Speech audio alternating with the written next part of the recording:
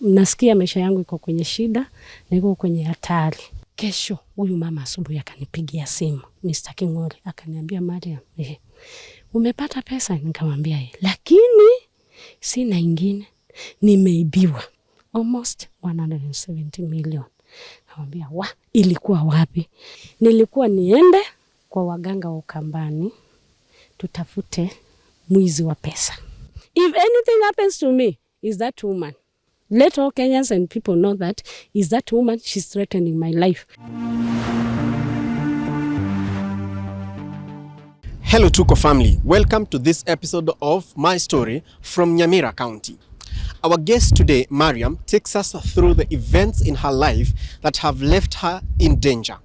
3 components are involved: 170 million shillings stolen, witchcraft, and powerful people. This is Mariam's story. My name is Kingori Wangeshi. Asante sana Mariam kutukaribisha hapa nyumbani. Ni kuzuri, kurembo na kumenyesha. Karibuni. Jintroduce kwa watazamaji wetu. Jina langu naitwa Mariam. Wananijua kwa hiyo jina. Mimi ni Mkamba. Jina langu ya Kikamba naitwa Kalekye. Nimeolewa hapa Kisii, mahali naitwa Kero Kamicheo. Niko na watoto 4 na najivunia kukua hii area ni nzuri hata vile umeiona. Asanti kwa ukakamavu wa kushare hiyo story yako na sisi. Tuko hapa tuisikize. Okay. Ilianza namna gani hadi kufikia hapa unasema kwamba unahisi kwamba maisha yako hatarini? Kingori, nimekuwa like 4 years back. Nilikuwa mimi na mzee tunauza shamba. We had some issue and some problem we needed to sort na mambo. Hatukuwa na other ways isipokuwa ilikuwa a dispose one of his land. So tukaamua tutauza shamba iko mali inaitwa Micheo Scheme. So tukaitangaza, so the brokers wakatuletea mtu. Wakasema wamepata mtu anataka kununua hiyo shamba. The value ya shamba ilikuwa tunauza 6 million, but the customer kafika 5.5. So we agreed, we went ahead, tukaenda mpaka kwa lawyer, tukaandika, then tukauza shamba. So we had 90 days ya kupeana title.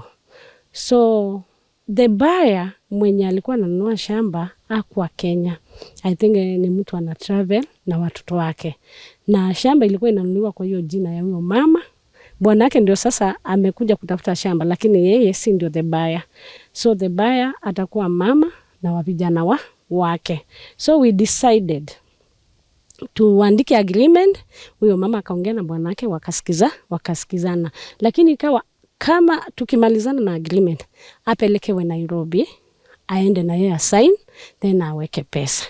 So we sign ours, tukamalizana. I will show you the agreement. Tukaweka kila kitu proper, then tukapea bwana. Bwana akasema nipeni hiyo agreement, nipeleke wapi? Nairobi, ikasainiwe na wenye the buyers now, ndio waweke pesa. So akachukua akaenda Nairobi, akakaa, then wakaanza kuweka pesa. Walikuwa wanaweka the limit is 950 kwa bank. So walikuwa wanajaribu wana make that. So they paid haraka. Haikuwa ati kuchelewa, wakaweka pesa. So the agreement said within 90 days tuwe tumempea title. So tukakuja na yeye, mimi na yeye, tukapima shamba 1.5 mali imefika, na tukaendelea sasa kungoja hiyo agreement iletwe ndio tuende kupasu for land consent, tuwape title. We stayed Kingori, tukakaa like 1 month. Bwana akakuja akaniambia, nikamuuliza what happened with our agreement. Sasa you are the one who supposed to kuomeleta hii tukushughulikie because the time is running out. Bwana akaniambia sawa, nitakuletea. One of the Friday evening, my brother called me akiwa kuna kabiashara nilikuwa nimeweka pale inaitwa Kijauri, akaniambia kuna mtu ameleta basha hapa kuja uchukue. So I went ahead. Nikaenda nikafungua basha, nikakuta ni ile agreement. But now it is a different agreement. The agreement of 1.5 it is cancelled and amended. kidogo hesabu imenipoteza. The value was 5.5. The hesabu tumeuza 1.5 acres King'ori, value 5.5 because kulikuwa na nyumba imejengwa ilikuwa ijaisha, so wamenunua na hiyo nyumba. But sasa wakati ameleta the agreement, sasa imechange ni 2.9 plus 1.5 iko nyuma, ile the original tulisign iko nyuma. Sasa we have another blank paper juu imeandikwa 2.9. 2.9 what? 2.9 yani 2.5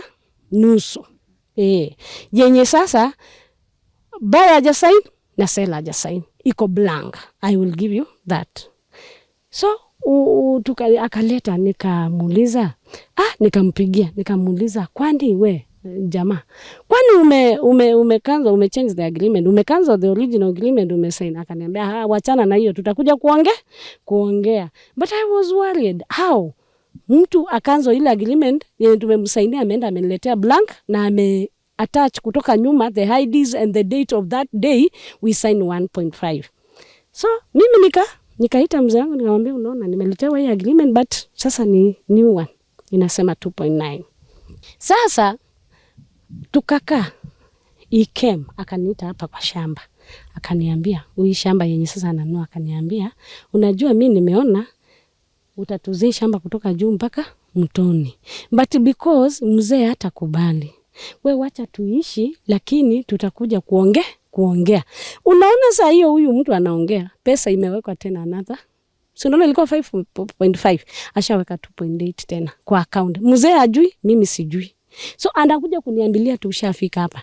Nikamuuliza, sasa unataka hii pesa tufanye nini? Akaniambia hii pressure, hii nini haina pressure, because we ni neighbor na mimi ni neighbor, tutakuja kuisort. So mimi sikuwa na otherwise because I was in that place ya hiyo pesa na nini. So mimi I used the money. Tutakaendelea kutumia pesa. Si ameniambia tutakuja kuongea, itakuwa na pressure na hata ikishindikana ataona vile tutaongea. So nikamwambia sawa, as long as unajua itaenda in wrong way. Tukakaa. Nisijue huyu jamaa ameambia bibi yake yeye amenunua shamba yote na bibi ameweka pesa. So one day bibi akakuja akasema anataka hapa watu wa vacate hapa. Sasa Tuko hataki kuona chochote, ameanza kujenga wall kubwa side hii na side hii, umeona anafunga gate, ameweka wall tayari, amefunga gate, hakuna kupita. Mimi nikauliza hii ni nini? Nikauliza huyu mzee, we ni nini inaendelea? Akaniambia we wacha hiyo pressure, nitatuliza. Wewe ukitaka kupita pita kwa gate tu, hakuna wewe si unaenda kwa shamba yako. Enyewe tukawa tunapata access na wanaendelea kujenga. Mzee ananiuliza watu wanajenga pande gate, yani ukuta na wanamefunga. Nikamwambia si labda on their security na labda wanatu protect, labda wameona waweke nini gate. Wewe wacha tuwape muda tu, si watatuambia. That time hakuna mtu anauliza title, lakini wanaendelea kujenga nyumba kubwa mpaka hata unastuka. Nikakaa mimi na mzee wangu tunaendelea kufanya kazi yetu shamba, tunalima, tunavuna, tukitaka kwenda tunaleta gari na beba mahindi inafunguliwa. Hakuna mtu anauliza. Ukuta ikaisha, gate ikawekwa, tunapita, hakuna mtu. Sasa bibi akaanza pressure. Nataka title yangu ya 2.9. Mzee wangu akasummon bwana na bibi na watoto kwa chief area wetu. Tukaenda kwa chief akamuuliza, shamba iko namna gani? Akasema shamba iko 1.5 plus 2.9. Chief akamwambia, wewe shamba ya mwisho uliuziwa na nani? Shamba ya mwisho si kuuziwa na Benson, niliuziwa na Mariam ni mimi. Akamwambia hata hiyo haina shida, nipe agreement yako na nani? Na Mariam ya 1.4, because shamba imebaki sasa ni 1.4. Akasema hapana, si unaona nilikanzo na nikaamendi na sivyo. Akamwambia ni sheria gani na amendi shamba? You do as per agreement at that time. Si ati unachukua ile unaleta huku na tena unakanzo wewe peke yako, unakanzo when the seller is in the present. Akasema hii ni vitu tu tutaongea, nitatafuta watu waweke signature tumaliza. Chifu akamwambia kabla sijakupea chochote enda ulete nini signature. Mwenyewe akubali aweke nini signature mwenye shamba. Sasa kama tunaendelea na that pressure, Huyu mwenye nilikuwa nimeuzia hapa na yeye amepata fununu kuna mtu amenunua wapi, ameenda kotini ameweka hii shamba yangu caveat. So nikamuita huyu mama nikamwambia hii shamba iko na caveat. Akaniambia how much do they need? Mtu hiyo caveat mnipe title. Nikamwambia I think huyu mtu because alikuwa amesema apewe 500 juu, I think tutampea huyu mtu tutaweza mpea 700. Afanye nini na expenses zake atutoleka caveat tukienda kotini. Nikamconvince. Akanitumia the 700. Sasa vile amenitumia 700 like sasa tuseme amenitumia like today ninaenda kotini 3 days mbele. Kesho huyu mama asubuhi akanipigia simu Mr. King'ori akaniambia Mariam umepata pesa? Nikamwambia lakini sina ingine, nimeibiwa, sina pesa, niko Southern Sudan. Amenipigia na simu ya inchi East Africa ya Southern Sudan akaniambia nimeibiwa na dada yangu pesa mingi almost 170 million. Nikamwambia ilikuwa wapi? Sasa unajua si mama tumezoeana na 170 million. Nikamuuliza ilikuwa wapi? Akaniambia ilikuwa kwa nyumba, kwa sale. Inaitwa sale ile wanaeka kwa safe. Kwa safe ndio imeibwa na imeng'olewa na hiyo safe. Mwenyewe ameenda amepasua, ametoa pesa, ingine ilikuwa dollars, ingine ilikuwa Kenya, lakini accumulation in Kenya shillings 170 million. Kamuuliza sister, sasa hapo umenipigia nifanye nini? Si upigie DCIO. Akaniambia nikikupigia, ukiniona nikikupigia, nimetafuta huyo mama, huyo dada yangu na DCIO, kila kitu imefail apatikana. Aliibiwa akiwa kwao nchi yao ama hapa Kenya? Aliibiwa. Sasa yeye anaibiwa hapa. Safe inabebwa hapa. Lakini yeye yuko ako another country. Yako Sudan huko. So anapigiwa simu labda na watu wake kuwa kwa nyumba labda huyu mtu amepotea. Sasa sijui bila aliconnect akajua ni save imefanya nini, imebebwa. Sasa according kumwoja akaniambia si ati aliiba hiyo siku peke yake. Amekuwa akileta pesa anaweka huyu anaiba, lakini yeye anoti ile wakati anahesabu pesa anaona hii imeless, lakini sasa aiweki kwa maana. Lakini anaambia watoto wake mimi naona kuna something funny with my money. Nikihesabu asiingia, lakini that day ndio alibeba yote. Sasa ikapatikana sasa mwizi ameiba na pesa hakuna. Huyu dada yake na bwana wameiba na wamepotea. Kaniambia sister, wewe ni Mkamba. Sasa that name Mkamba. Fanya mambo nipate huyu. Nikasema yenyewe hii jina Mkamba iko tempted. Huyu mama ni anaweza tafuta huyu. DCIO wameshindwa. Sasa mimi nitatumia mbinu gani kutafuta huyu mama? Leta nyuki. Ikabidi sasa yenyewe nikuwe Mkamba. Because hapa kuna prize ukipata hii, I'm going to pay you well. I'm going to give you like 50 million ujisaidie na wewe na maisha ya. Sasa 50 million hata nikitafuta miaka yote nitapata. Nikaweka kazi zangu zote chini. Nikaweka na watoto chini. Wote wenye niko nao niko na watoto wandogo. Nikaweka na bwana chini. Niingie kutafuta nini? Kikamba sasa. Unapiga magoti ukiomba Mungu afungue mbingu na inji upate huyu mama ulipwe. Bora kazi ifanyike. Mariam, ngoja. Unapiga magoti uombe Mungu na pia kuna ukamba hapo ndani? Ukamba, unajua sisi Wakamba tumeumbwa na Mungu. We trust in God. It is only God who can make things happen. Wachana mambo ya Wakamba hapa. Nyinyi ndio mnaamini kuwa Wakamba manyuki, but it is only God who allows things to happen. So yeye alikuwa anakupigia umwombe ama umsaidie kwa kikamba, na kuna mtu haelewi tukianza kusema mambo ya Wakamba, haswa tueleze kinaga ubaga, ulikuwa ufanye nini? Nilikuwa niende kwa waganga wa Ukambani tutafute mwizi wa pesa. Because hata wewe Mr. King'ori hapo umekaa unajua hiyo ukienda Ukambani tutapata mwizi. Yaani vile watu akili zao zinajua. So I took the offer. Kaambia tuma pesa. Akaniambia anza na zile nilikuwekea. So unaona kuna 700 alikuwa ameniwekea. Anza nazo. Kitambo fike sister pesa iko nitakutumia. Tumekaa nimeenda hiyo siku. Enyewe King'ori nilienda. Nikaenda nyumbani nikakuta hapana. Nikazunguka, akili kaniambia niende kwa rafiki yangu Mtanzania huko, tuone kama tunaweza tafuta. Nikapita Sirale huko ndani.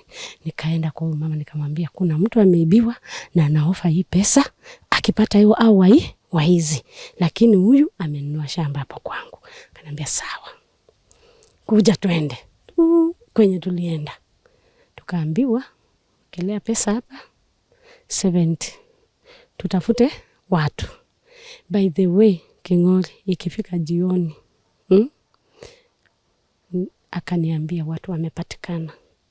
Yes, boda ya Namanga amewapata, wako ndani, DCIO wamewachukua, wako ndani.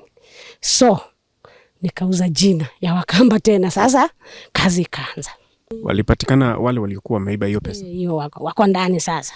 Na pesa zilipatikana? Sasa wamepatikana peke yao, wamejificha huko, sasa wako ndani.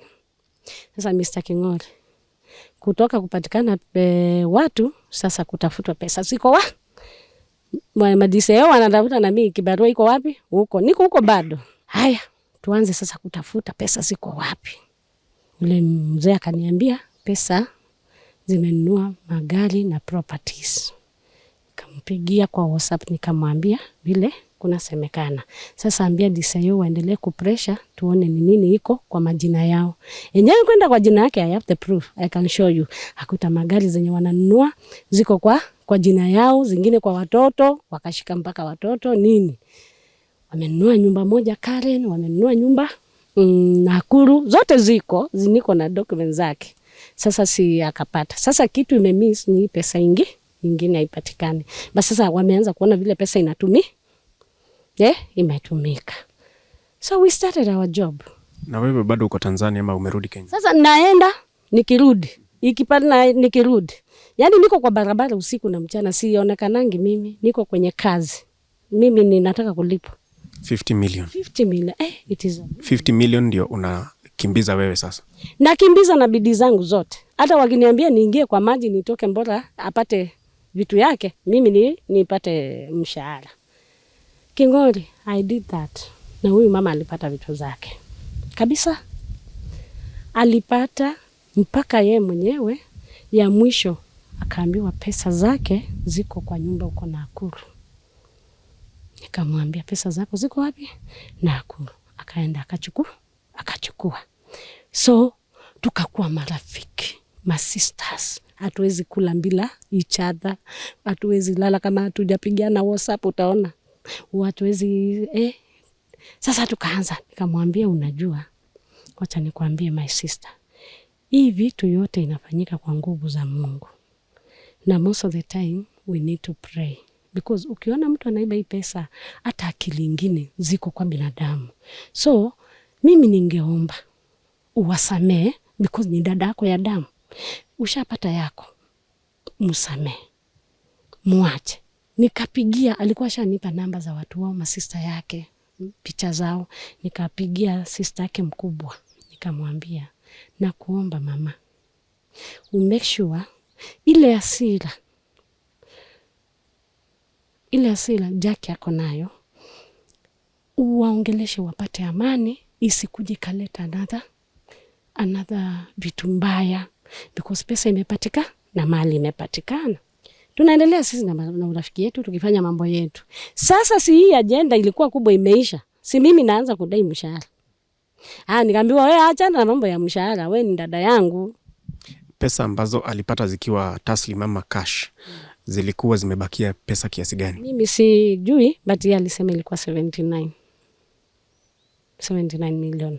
Lakini sasa si unajua hiyo mimi sikuwa, ni yeye alipata na akaniambia tu nimepata pesa yangu.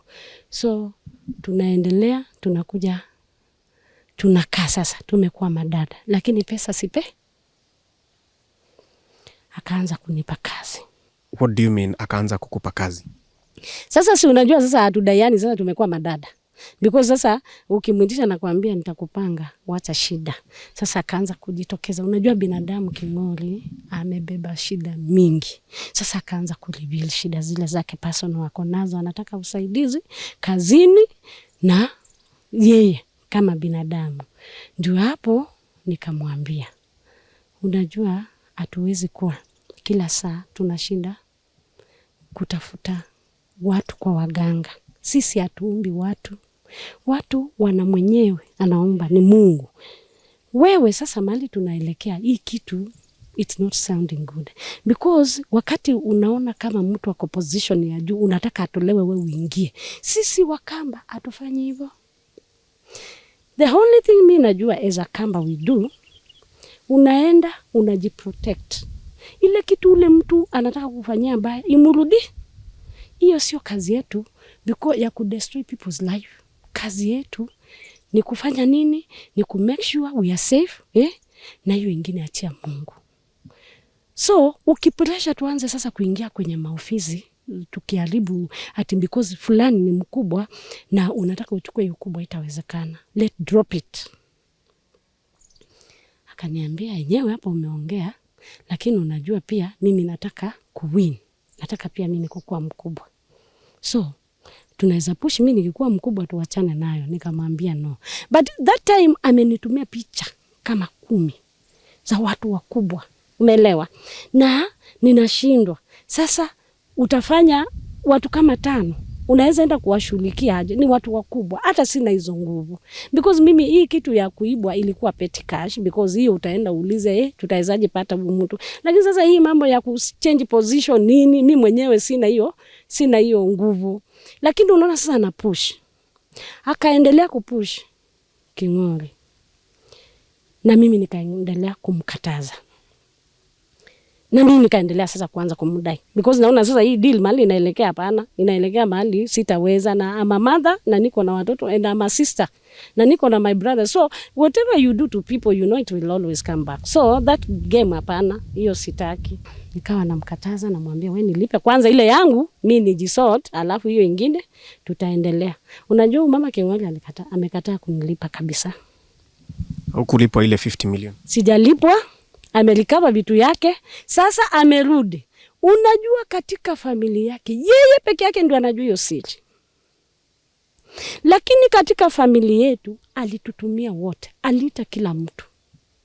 Mama, baba, nini, nataka msaada, nataka hii. So I was just telling her, wakati ametuita, because we used to meet at Abasanda ama kuna hoteli, Sagret Hotel.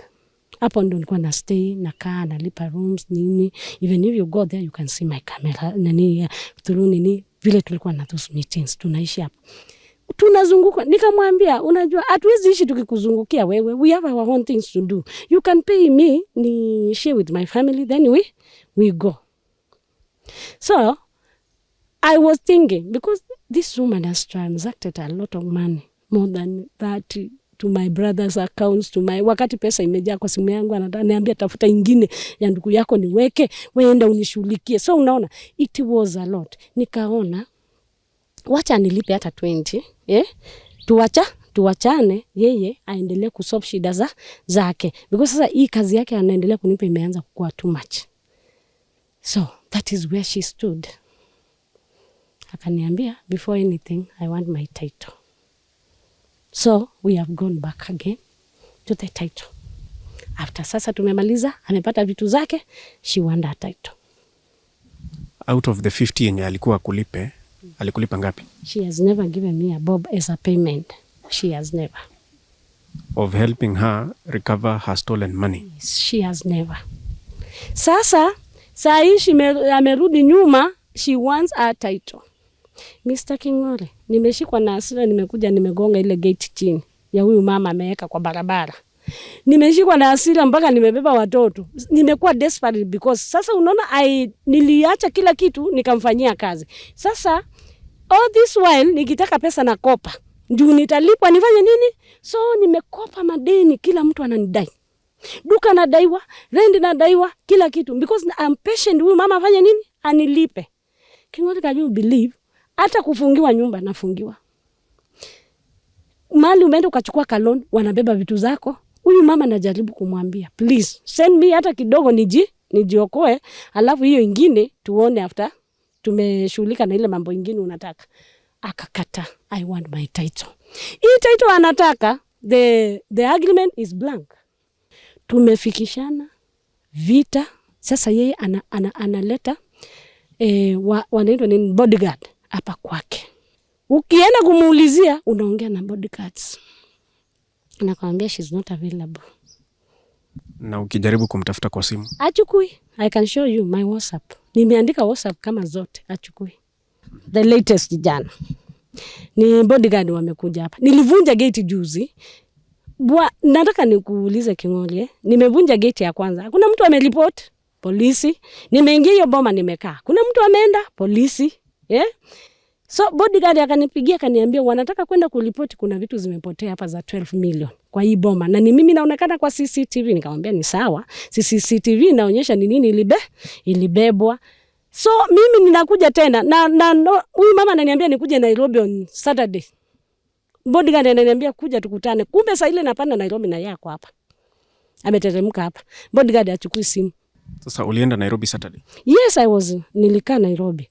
Sunday nipande gari nikuje nikute ndio wameondoka. Sasa nikavunja gate. Ile kuvunja hiyo gate yake, hiyo impact ikafanya aseme wewe usifanye mambo mengine, tunakuja jioni Kalekye. Sasa kukuja jioni wanakuja bodyguard na mama mwingine mmoja. Sasa huyu mama kusimama anasema yeye ataki mambo ya uchawi. Yeye ameokoka na yeye anataka title. Yeye ni sister ya Jack na anataka title kwa vyovyote. Kwa vyovyote. Hata kama ni kukufa tunakufa. Yes. They will make sure they shoot me kama sija deliver that title. The title is what they want ya 2.9. Nikawauliza, how do I give you the title with a blank paper? You will give. Utakaa chini musaini hizo karatasi, tutakuja musaini zote mtupe. You will give. We want our title or death penalty. Yes. And I have the witness. Wakasema ni wapatie title au roho yako. And we don't understand what we are doing with those things of witches and witchcraft. Huyo mama anasema na bodyguard wamekaa hapo na bwanake. We don't understand what we are doing, and you cannot see my sister Jack. You will never see her because you will be dealing with me. So hizo ni threats. Ni threats. Nikaambiwa nishike one of the properties ndio nijue wao ni wanani. Hawaendangi polisi wao. Yes, they don't do that. In fact, they made my husband akwe sick. I'm living with fear because of this woman. And she's your neighbor. And she's my neighbor. Now, she has no property of staying, no agreement, not anything. They cancel their own agreement ya kukaa hapa. She has no. Because alikanzo mwenyewe akaleta the blank. You cannot stay on someone properties with a blank paper. Wacha nirudi nyuma kidogo. Wakati alipokuwa na kutuma, alikwambia utumie ile pesa alikuwa amekuwekea 700,000. Unataka kusema ulitumia zote zikaisha hadi ukaanza kukopa? Kukopa, unajua hii pesa ananitumia ni ya kazi zake. So, siguzi na timiza chenye anataka. Hata Mr. King'oli ukiona vile huyu mama anatuma pesa kitu baada ya kitu. Akikwambia kitu moja ikikuwa successful ndo anakutuma ingi. Si ati anakupa hivi shika. The almost 20 to 30 million anatuma step by step. Kumaanisha yeye akipata mafanikio ndo anakutuma the other one. So the only thing she can give you is a token of 10,000 ya kukula na kununulia watoto chakula. So you know I have the rent. I have my mother she's sick. I have my brothers and I have a lot of the kids, orphans. I'm taking care of them. So ikifika that age they need school fees, they need what? I need to go and borrow alone. I borrow a friend, nimwambie wewe niko na kitu nashughulikia ikiisha nina, because that is what it was in my mind. I have money somewhere, she will give me. I did not think that in the end atageuka akwe yeye aonekanangi na ameokoka. Uwezi mshughulikia? Sitaki kumshughulikia because it is not my work kushughulikia watu. It is kuna mali kuna genuine thing. Nimekuambia King'oli, sisi Wakamba we cannot do that. We protect ourselves. The only nilimshughulikia ni mambo ya wizi ya pesa. But I cannot go beyond that. Yes. Hizi mambo amekuwa akikutuma. Kwani yeye pia haogopi kwamba uko na uwezo wa kufanya anything against her? She's a big boss. I'm telling you, Kama King'ori hii plot ingekuwa na title, ungenipata, ningekuwa nimechinjwa. The only fear she fears is when I touch this woman, I will not get the plot. That's why unaona naingia kwake na vunja, they don't go to report. Even the police asking me, what is the problem? Unaenda unavunja gate na huyu mtu aandiki statement kushika. Nikamwambia me, I don't know. Even my husband told them, kama Mariam anavunja gate, peleka. Ndio tulikuwa tunataka hiyo kesi iende. Nilifanya hivyo ndio kesi ifike kwa polisi, ndio niweze kuongea yenye inanisumbua. Police pia wajue my life is in danger. They did not make any statement. Unadai ile 50 million bado? Yes, nadai because it is our agreement. We did not write, but I have witnesses. Before I went to that job, I called my husband, my daughter, my brother, and my father. She told us in front of, amuka unisaidie, I'll pay the 50 million. Yes. What if she doesn't pay the 50, maybe a percentage of that? You know, King'ori, I'm not, sina ile roho mbaya. This woman tunakosania, she's not communicating. If she can communicate, because mambo saa hii Kenya ni mbaya, pesa hakuna, we can talk and we see what we can do. But the only problem I have, if this woman, she's not paying my money, and she is in my land, she has no title, what is she thinking? What is she thinking? Because if she bought 2.9, Mr. King'ori, it's up to there. It's up to the uko kwa muto. But you know, I'm here. She doesn't touch anybody because of the problem of their agreement. But now, where is she running to? She's keeping quiet. If anything happens to her, because hii maisha ni Mungu alitupa, where is she going to be brought to be buried? Ama mtoto? Ama mimi? If we close our eyes now, maybe me and my husband, because we are the only two of us did that, what is going to happen to our children? Yeah, if now she closes her eyes, where is she going to bury? Because siwezi kubali alete nini hapa na hatuja solve the issue of the land. So, you know, the more we are staying, I could have kept quiet. Ningenyamaza kabisa, Mr. King'ori. Niende zangu, nifanye shughuli zangu. And Mungu wa mbinguni atanisaidia ni make it on life. But, wakati nitanyamaza, na anything will happen, it will be too late for me to solve. So my message is, she knows what I did for her. She knows kwa roho yake. But she has to see the danger we are in. She's threatening me. She's threatening my husband. And also me, I'm here waiting for her because this is my land. Two last questions. Ako na nguvu kiasi gani kazini mwake? Ni mtu mkubwa. Si umesikia ako na bodyguard? Ukienda kumguza ni bodyguard anatokea. Yes, ni mtu mkubwa. She can just make one phone call. Ndio unaona hapa kuna tatizo. If nimekaa kwake hapa, she is only going to make one phone call, my friend, and you are not there. Umechukuliwa because I know her. She's my friend. But I know, nataka waone there is a problem between, because if I can damage our main gate ya kuingia kwake, na nobody goes to report. Hebu elezea mtazamaji hiyo nyumba inakaa namna gani? Manake mimi nimeiona nikipita. Hiyo nyumba ni kifahari. Hiyo nyumba sio chini ya 8 million. The way iko imejengwa kifahari. Kuna pahali ulitaja transact between 30 and 40 million. Ya kukutuma hapa na pale. Unataka kumaanisha alisink ama ametumia about 40 million kwa mambo ya uganga? Yes. She wants that is a happiness. But you know, King'ori, wacha nikwambie utashanga. You know ameokoka kabisa. Aje, ni muombaji wa kufukuza mapepo usiku na mchana. Ameokoka. But in her own life, ndani, yeye anataka ile kitu inafanyika in any way. Labda anaona Mungu wake anachelewa. Na unajua King'ori, Mungu achelewi na ana saa. So she's not patient with her God. She will want to force me nifanye zile vitu ziende haraka. So that is where mulima iko. You know, it is not always successful because hii ni mambo ya dunia. Yes. So your concern ni shamba lako na maisha yako na pesa akulipe. She's threatening us. So let her pay me my money. I'm drowning in debts. Secondly, let her come and solve the issue of the land because they cancelled their own agreement, so that I can give them their title, so we can have peace. Because I'm going also me to build here, so I'm going to be the neighbor. Yeah. So if anything happens to you, Mariam? If anything happens to me, is that woman. Let all Kenyans and people know that is that woman, she's threatening my life because I want my money and I want her to solve the issue of the land. Great. Let's call Mariam's neighbor, whom she accuses of threatening her, and hear what she has to say.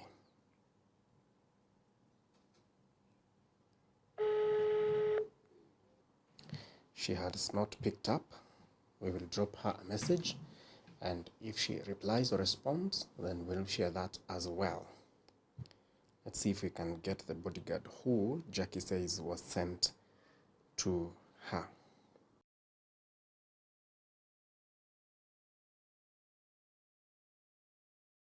Hello. Hello, good evening. Good evening too. My name is Kingori Wangeshi. Yes. From Tuko Media Limited. Yeah. I was given your contact by a lady called Mariam. Yeah.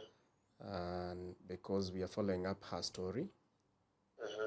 Yes, that she says that, okay, I hope I'm speaking to Saitoti, that is what the name I was given. She says that you went to her and threatened her. Which one? Mariam from Keroka. Najua mimi sifanye kazi ya wazimu. Mwambie mimi niko na akili timamu. Kama yameruka na akili, atafute watu wa kuchezea. Mbona unasema hivyo? Ni hivyo.